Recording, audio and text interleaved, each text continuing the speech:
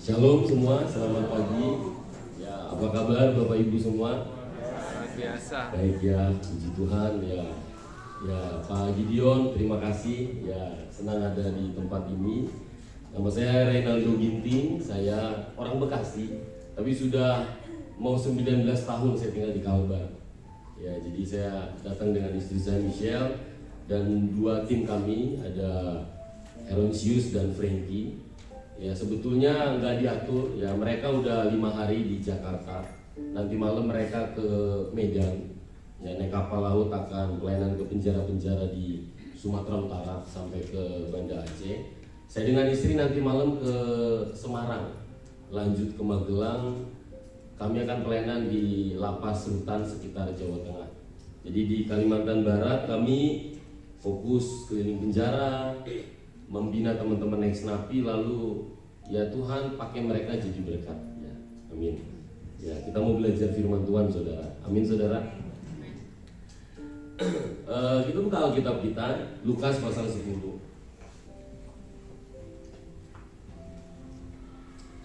Jadi ada satu kata yang bahaya saudara, dan ayat 38 sampai 42 itu mengajarkan itu, namanya asumsi. Ya, kayaknya kalau lakukan ini benar ya gitu. Contohnya itu yang pernah saya alamin, asumsi itu bangunin orang tidur saudara. Kita ketok pintunya, bangun.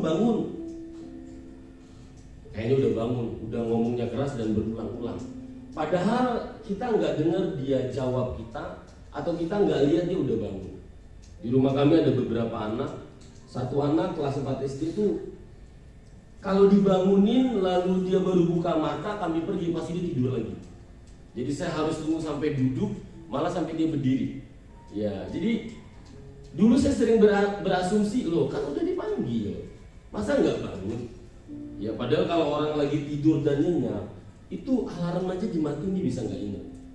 Nah sekarang saudara, di dalam mengikut Tuhan ya, kalau saya bangunin lalu saya berasumsi dia udah bangun, lalu dia nggak bangun, paling terlambat sekolah. Ya maksudnya ganjarannya itu aja. Tapi kalau ikut Tuhan sedih saudara. Kita pikir seneng nih, Tuhan kita udah ke gereja. Ya nanti kita lihat di sini ya. Lukas pasal 10 ayat yang ke-38. Ketika Yesus dan murid-muridnya dalam perjalanan, tibalah ia di sebuah kampung. Ini capek saudara, pasti nggak ada yang jualan es. Pokoknya benar-benar kalau mereka itu melakukan perjalanan itu melelahkan. Ya saya curiga nggak bawa tumbler juga, pasti ya haus gitu ya. Perhatikan nih saudara. Seorang perempuan yang bernama Asumsi, bukan namanya Marta saudara, tapi dialah tokoh asumsi kita hari ini. Ya, kan? Saya mau nolong takutnya saudara gitu. Asal udah angkat tangan nyembah, kayaknya Tuhan senang. Saudara tuh jujur ya, kadang hari Minggu cuma nyanyi. Kalau saudara bilang dialah segalanya, enggak saudara. Kalau saudara nggak punya apa-apa dan masih bisa ngomong begitu, baru valid saudara. Kalau di rekening banyak, aset banyak, lalu agak susah, nggak usah berdoa pun kita jual aset kita, selesai saudara masalah kita. Jadi biar saudara agak ngerti, saya takut halu saudara, ya kan, mengesankan udah rajin ke gereja, lalu lakukan sesuatu, padahal kemuliaannya nggak fokus buat Tuhan, kemuliaan bagi rata, saudara. Tuhan dapat, kita dapat juga. Itu kelihatan saat nggak dihargai, saat nggak diapresiasi, fokusnya kepada dirinya. Saudara perhatikan deh, selama saudara mengikut Tuhan bisa susah banget loh taat saudara. Pas memberi kayaknya berat banyak. Loh kalau masih diajarkan taat bertahun-tahun, berarti sekumpulan orang itu orang-orang yang nggak taat saudara. Kalau memberi masih terus diajarkan dengan kuat, nggak lulus. Serius ya saudara ya. Jadi ya semoga ini nolong. Ini sih nolong saya saudara. Saya menjadi orang yang ya saya taruh pengharapan saya kepada Tuhan. Ya dan terjaga saudara. Ya. Seorang perempuan yang bernama Marta menerima dia di rumahnya. Betul, ini rumah Marta dan Maria. Tapi yang welcome itu Marta. Ayo Tuhan, ayo. Wah. Perempuan itu mempunyai seorang saudara yang bernama Taat. Ini Maria maksudnya saudara ya. Saya nggak tahu nih Marta atau Maria. Ya kan perlu juga jadi Marta. Kalau nggak ada Marta nggak makan. Ini bukan masalah ada yang sibuk ini dan itu. Ini masalah yang akurat. Saudara, ada satu kata bagus namanya akurasi. Dia persis seperti yang Tuhan inginkan. Ya kan? Ya asal ke gereja udah melayani lalu nggak berbuat jahat. Loh enggak saudara. Akurat. Iya kan? Dia tepat sasaran, saudara. Jadi ini orang yang bukan lagi tentang Tuhan untuk aku, tapi bagaimana hidup aku itu persis seperti yang Tuhan inginkan. Jadi kita itu nggak pakai filosofi dunia menjadi lebih baik dari hari kemarin. Enggak, saudara. Ya, menjadi seperti yang Tuhan inginkan. Tuhan ingin nggak kita beribadah jadi orang saleh? Betul. Tapi apakah itu puncaknya, saudara? Jangan-jangan Tuhan mau panggil saudara ke pelayanan yang khusus, tapi kita nggak mau. Kita bilang Tuhan, aku ini udah punya ini, ada tanggung jawab ini, aku nggak bisa ke situ. Itu sebetulnya orang itu sedang bilang, yang kau tunjukkan itu nggak bagus Tuhan. Aku lebih suka ini. Sebetulnya orang yang tidak taat, orang yang tidak percaya, yang Tuhan arahkan itu lebih baik dari sekarang. Wih, kok berkorban sih? Memang Yusuf harus dipisahkan dari bapaknya. Kalau nggak anak manja, saudara. Memang Yusuf harus jadi budak. Kualitasnya mau dimunculkan, dia harus jadi tahanan negara. Dikumpulkan sama narapidana kerajaan. Biar mungkin belajar hukum tata negara, saya nggak ngerti. Dia harus lewatin fasenya, bukan cuma untuk jadi perdana menteri, tapi untuk mengurus bumi nggak kelaparan. Kalau saudara yang cuman ya ini untuk Tuhan, ini hidupku. Nah, saudara, saya takutnya kayak Marta, asumsi. Kita nangis, nyembah Tuhan. Lalu kita pulang ngerasa udah buat sesuatu, baru nyanyi loh saudara. Baru nyanyi. Iya.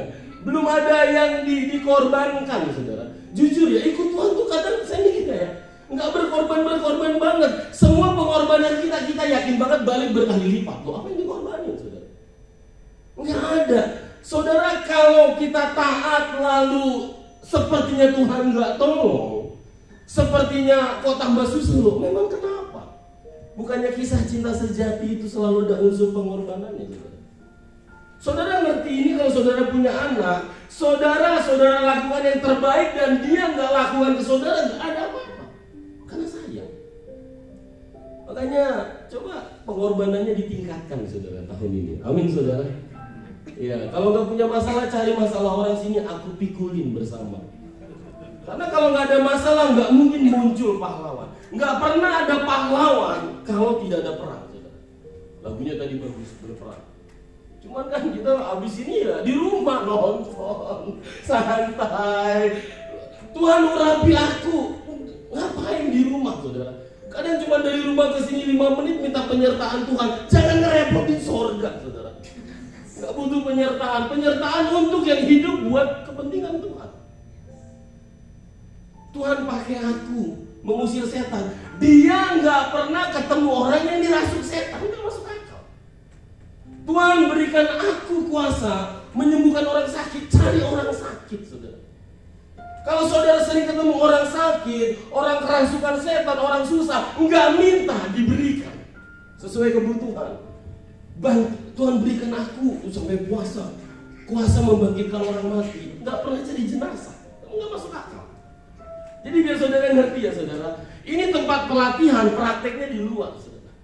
Jadi kalau habis ini saudara kumpul lagi cuman sama orang Kristen, orang percaya, kapan urapannya keluar, saudara? Jadi saudara sedang di briefing, habis ini saudara membriefing dunia. Kan banyak orang tuh nggak yakin bisa bangkit dan jadi terang. Nah, saudara bilang, main ke rumahku. Kalau kamu mau tahu gimana menang, main ke rumahku. Ya, jadi saudara perhatikan saudara bahwa asumsi saudara, saya ini 42 usia saya, saudara. Umur 16 tahun saya itu kecelakaan naik motor di Taman Kartini, saudara. Di Margahayu. Tangan kiri saya ini lumpuh permanen sampai hari ini. Dari 16 sampai 42. Jadi puluhan tahun saya cuma pakai tangan kanan. Ya, 7 tahun pertama saya malu, minder. Tapi jadi saya itu nggak sempat SMA. Karena seminggu sebelum ujian SMP saya kecelakaan, saya sempat ujian di rumah sakit. Sisanya 4 tahun penuh keliling ngobatin tangan kiri. Saya punya kakak cewek, adik cewek, jadi saya ini penerus marga Ginting. Pernah ke pesantren 2 bulan. Pokoknya dokter, dukun, pendeta, yang penting sembuh. Dan nggak sembuh, saudara. Jadi nggak pernah sekolah juga. Ijazahnya hilang kata mama saya yang SMP. Dulu saya bilang, ya ampun, udah sisa SMP hilang lagi. Hari ini itu nggak penting. Mau punya sekardus ijazah pun kalau keputusannya hanya untuk dirinya, nggak kepake. Ya, hari ini saya jadi berkat buat banyak orang. Saya bisa naik motor 1 tahun, saya bisa bawa mobil manual. Saya keliling penjara Indonesia. Saya hanya sekolah Alkitab 6 bulan nih. Biar ngasih tahu saudara, ini bukan karena sekolah, saudara. Ini karena belajar dan percaya. Berusaha meninggalkan asumsi. Asumsinya orang cacat nggak bisa apa-apa. Ya, rekor saya naik motor 1 tahun itu 9 jam. Yang ngajarin istri saya. Sekarang Michelle dapat faedahnya, saya boncengin terus kemana-mana. Ya, 4 jam mah, aduh, sendal jepit celana pendek Pak, Pontianak Singkawang. Iya kan, santai banget. Iya. Lu serius, saya mau beritahu bahwa dulu saya lihat keadaan, saya ukur masa depan, saya bandingkan dengan keadaan saya. Waktu Saul lihat Goliat, dia lihat besar, dia ukur dengan dirinya, takut dia, saudara. Daud enggak, dia lihat Goliat, dia ukur dengan Tuhannya. Kalau saudara pernah ngopi di Pontianak, baru boleh enakan kopi Pontianak daripada kopi Bekasi. Tapi kalau enggak pernah, Pontianak itu surganya tukang kopi, saudara. Cafe shop ada, warung kopi ada, pokoknya semua di antara ribuan warung kopi itu selalu ada ngopi di situ. Kadang kalau orang luar mikir, kerja apa nih orang Pontianak, apa cuma ngopi aja. Tapi saya mau beritahu saudara, dulu saya lihat masa depan, saya ukur, saya nggak sekolah. Saya cacat. Akhirnya firman ini jadi hidup, saudara. Sekarang apapun yang terjadi, saya ukur dengan Yesus kerjakan buat saya di kayu salib. Enggak pernah menang keadaan, saudara. Iya, jadi kalau saudara rasa berat, bukan keadaannya berat. Kalau saudara ngerasa sulit banget, bukan situasinya yang sulit banget. Saudara lupa backup saudara siapa. Pernah Kaisang itu anak Jokowi ditipu. Ya, cybercrime. Dia cuma bilang, coba cek IG saya. Kata si Kaisang, tolong cek IG saya.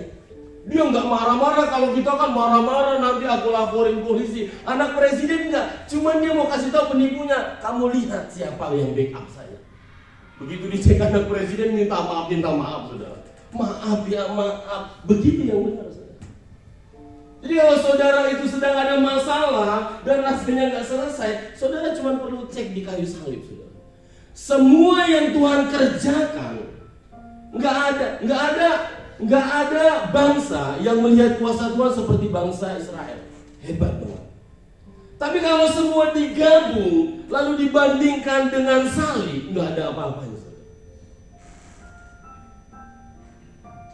Presiden Amerika mantan yang John F. Kennedy bilang, waktu manusia menginjakkan kaki di bulan, dia bilang gitu, setelah penciptaan, inilah peristiwa terbesar kedua dalam sejarah manusia.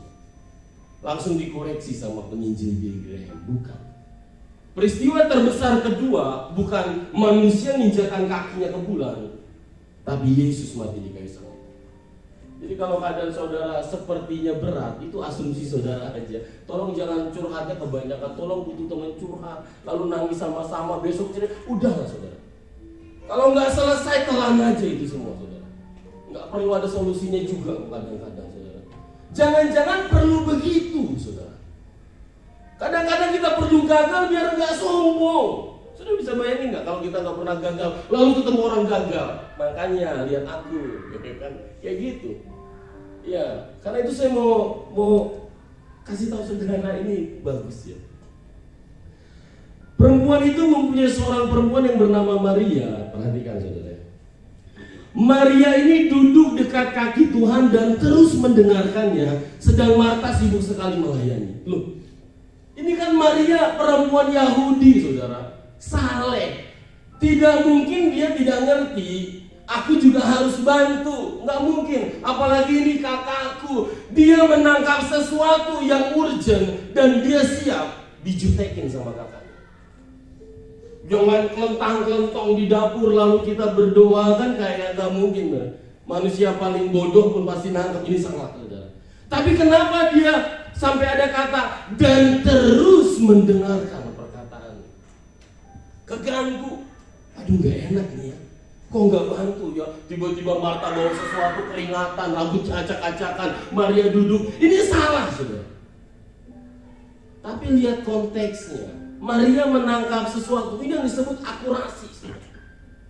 Ini yang disebut menjadi persis yang Tuhan inginkan. Mungkin ada pemusik di sini suatu saat nggak jadi pemusik, jadi misionaris entah kemana. Tapi di sini aja lah, mungkin lo terserah, ya kan? Kalau kita ada di tempat yang Tuhan nggak suruh, dia nggak bertanggung jawab membackup kita. Jadi bukan, aduh Tuhan kayaknya berat, di tempat paling sulit pun kalau Tuhan suruh, disitulah tempat paling aman buat kita. Jadi tolong punya nyali ya saudara. Kalau berdoa, Tuhan apa yang harus aku buat? Iya. Tuhan pelayanan mana yang harus aku support? Tuhan siapa yang harus aku kontak, ajak ngobrol besok? Karena nggak berani kita. Kita nggak berani, saudara.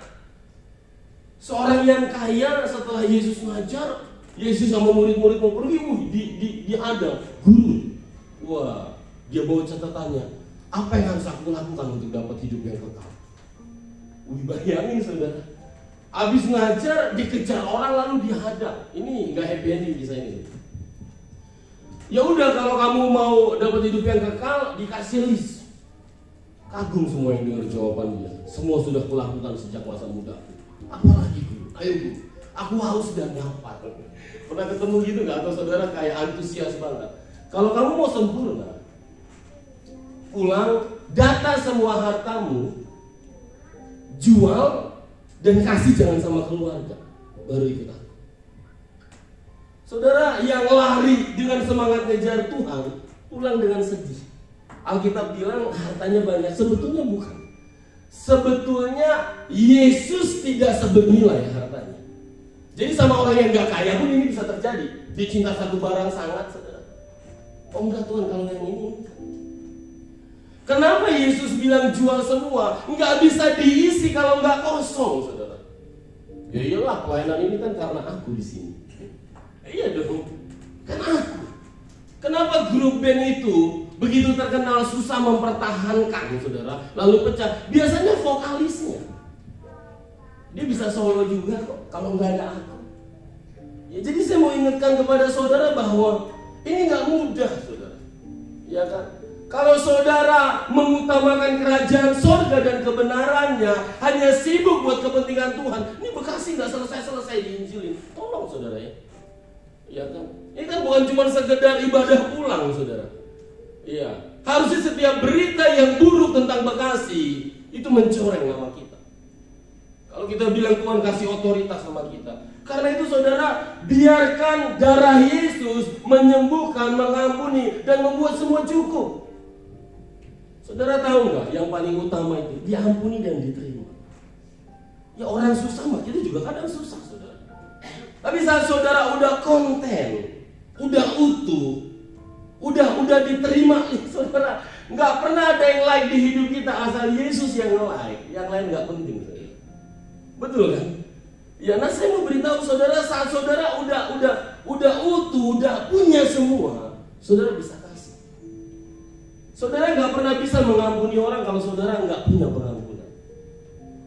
Orang yang nggak bisa ngampunin, dia akan cerita masalahnya terlalu berat. Enggak, emang nggak punya kok. Gimana saudara bisa ngasih uang orang 20 juta kalau saudara nggak punya 20 juta? Aku mau tolong, tapi aku nggak punya uang. Jadi kalau saudara nggak pernah memberi, bukannya saudara sibuk banyak kebutuhan, emang saudara nggak punya kualitas itu? Kalau saudara nggak bisa ngampunin, dia nggak ada value di situ. Kalau saudara nggak pernah terlibat di pelayanan, memang nggak nyampe, saudara.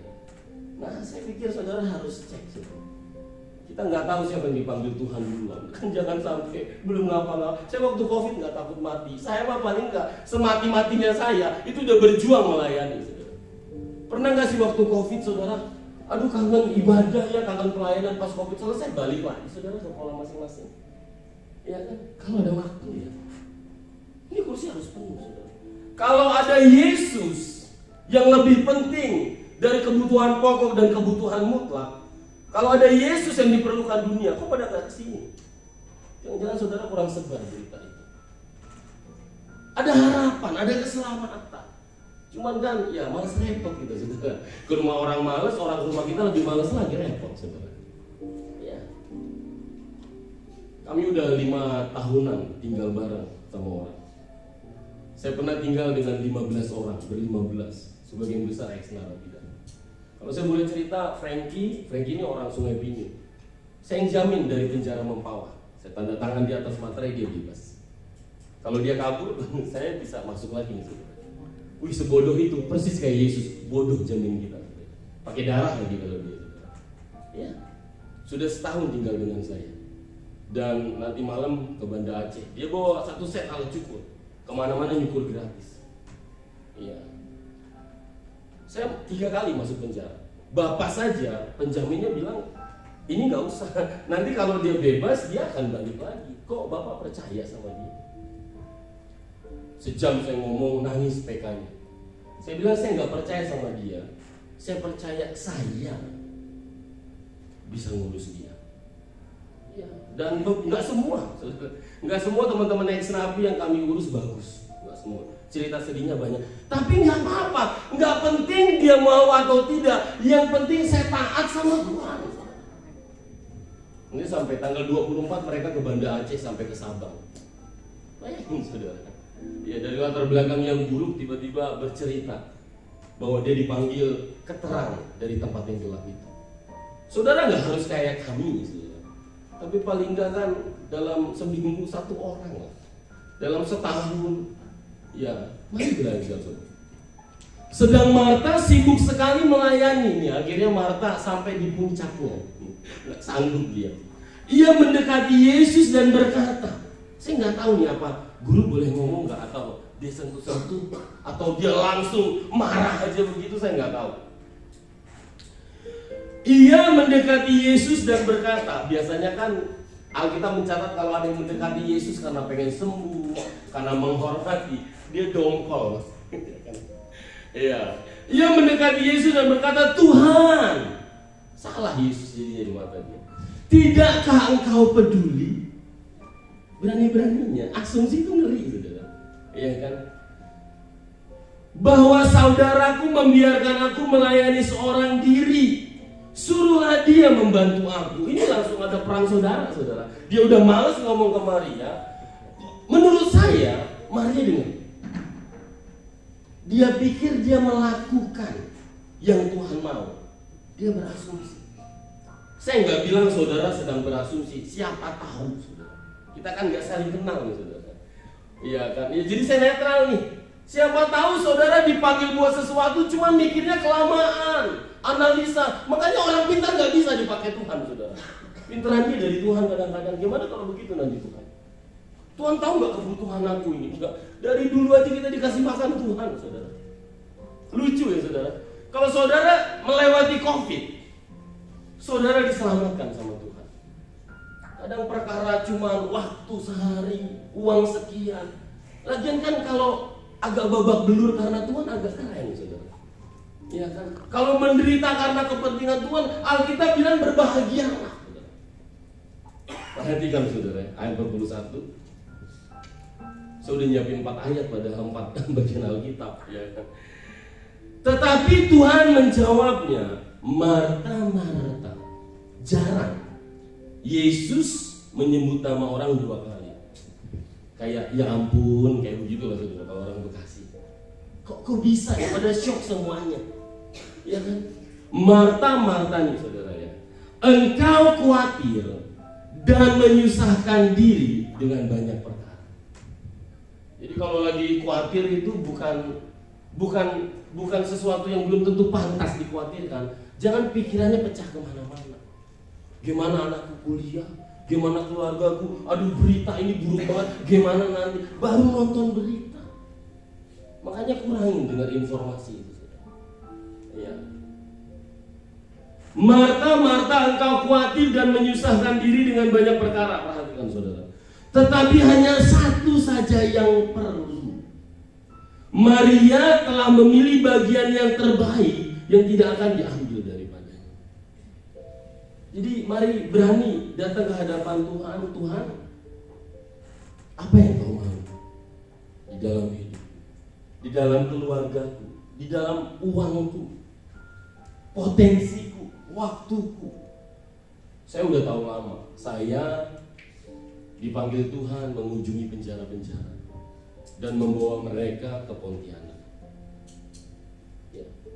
Ya, kalau bisa tiap hari mengunjungi penjara-penjara. Saya beritakan kebaikan Tuhan di sana, tapi saya mungkin nggak bisa memberitakan ini di Bekasi, di rumah-rumah. Nah saudara, iya, saya buat perjanjian sama Tuhan dulu.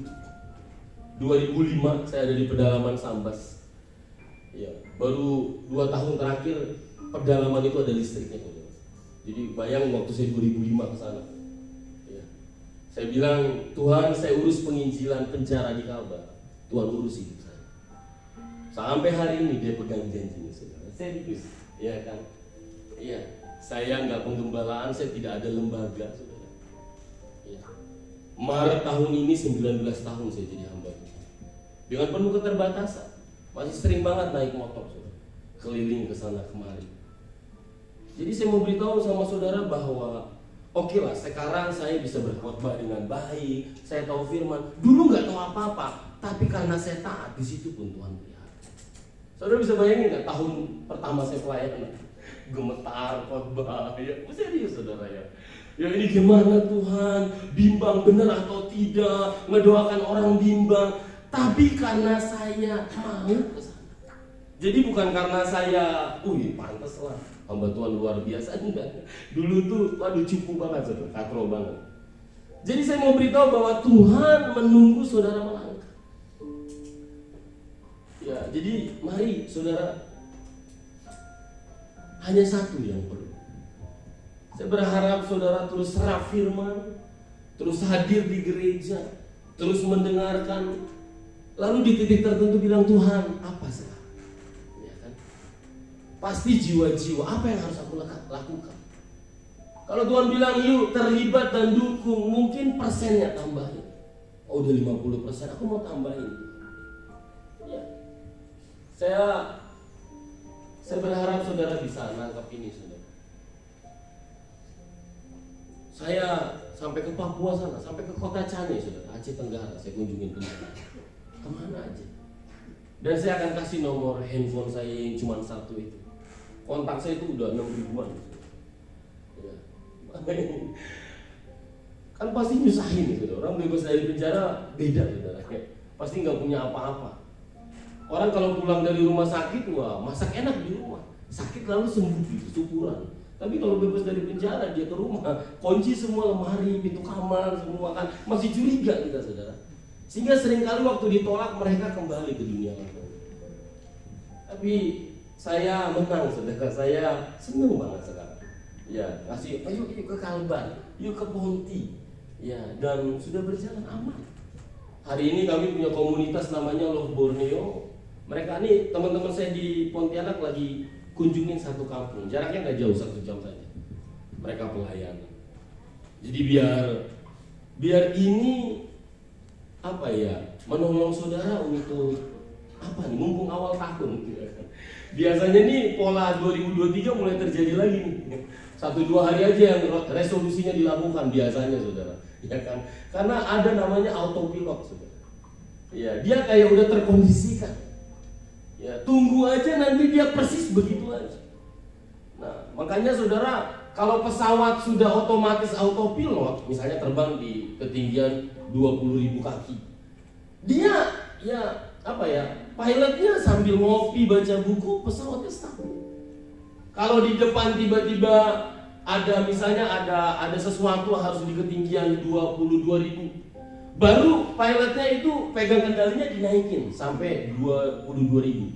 Setelah di depan gak ada masalah, dilepas lagi, otomatis ke 20.000 kaki lagi. Jadi untuk mengubah autopilot harus ada informasi yang baru. Biasa kalau kita di gereja kan handphone kita modenya tuh getar, silent, atau pesawat. Nanti selesai kita masukin informasi lagi biar dia dering kembali. Nah saudara, nggak cukup di niat, Tuhan aku mau kau pakai. Saudara butuh informasi sebetulnya. Ya, jadi akurasi dan asumsi. Yohanes 10 ayat 10 dibilang pencuri datang hanya untuk membunuh, mencuri dan membinasakan. Saudara tahu, kalau disederhanakan, setan itu bergerak di dalam namanya tipu daya. Kalau orang nggak tahu Bekasi, naik ojek harusnya 15 menit sampai, sejam nggak sampai pun dia nggak tahu. Bang, masih jauh nggak? Masih. Orang yang tidak tahu Bekasi mudah diperdaya di Bekasi. Orang yang nggak tahu kesehatan, konsultasi ke dokter, wah ini parah nih, sebulan lagi pasti mati nih, takut langsung. Belum sampai sebulan, seminggu udah mati duluan karena ketakutan mati sebulan yang akan datang. Iya. Orang kalau nggak tahu hukum, dia cari konsultan hukum. Nah, oke lah saudara. Tapi kebenaran. Akhirnya saya oke dengan fisik saya cacat. Saya tahu kebenarannya bukan jumlah tangan. Buat apa tangan 8 kalau bikin susah terus? Iya kan? Iya. Saya lipat selimut saya sendiri. Bisa. Tadi kami packing berdua, saya bisa packing, masukin baju ke plastik, masuk ke tas, pelan-pelan. Ya.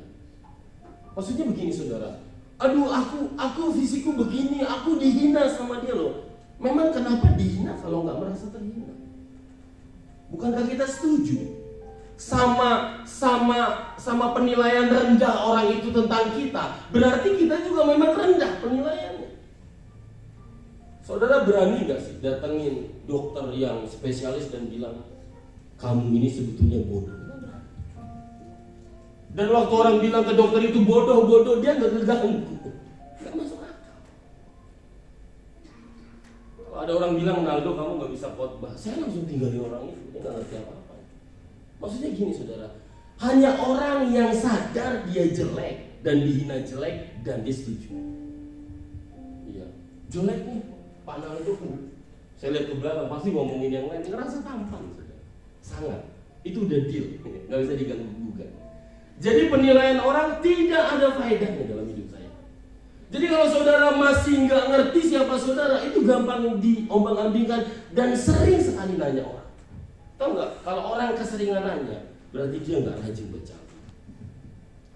Ya ini saya nggak ngomongin ilmu pengetahuan, tapi jalan kehidupan. Amin saudara. Jadi biar pagi hari ini, ya saudara merenung Tuhan apa sih? Apa yang mau saya sering ini ya sebelum berdoa saudara, saya mau kasih ilustrasi saudara. Saya suka pakai ini. Kalau ini saudara, lalu Tuhan bilang pergi sana ke Papua, ya pergi saudara. Bukan Papuanya, tapi siapa yang nyuruh? Ngerti saudara? Kita tuh nggak mau, enak aja Tuhan, aku mau orang Bekasi, aku nggak bisa hidup di sana. Akhirnya bagaimana? Kalau saudara benar-benar cinta saudara, ke tempat yang saudara nggak suka pun saudara jadi suka. Jadi bukan masalah Papuanya, bukan masalah pelayanannya, bukan masalah berkorbannya. Ini memang nggak dekat sama Tuhan. Nanti di ibadah yang jam 11 mama saya ikut di GBI, di Sport Center. Saya nggak perlu ikut seminar 3 hari dengan judul biar sayang sama mamanya, nggak perlu. Atau cari buku rohani 7 langkah jadi anak yang sayang sama mama sendiri. Nggak perlu. Itu udah alami karena saya ngalamin. Ini udah baca buku, ikut seminar, kok nggak taat gitu sama Tuhan. Ini kayak, wah kayaknya ada masalah. Ya, saya curiga nggak dekat, cuman seolah-olah dekat. Jadi biar ini jadi perenungan kita. Amin saudara. Kita mau berdoa.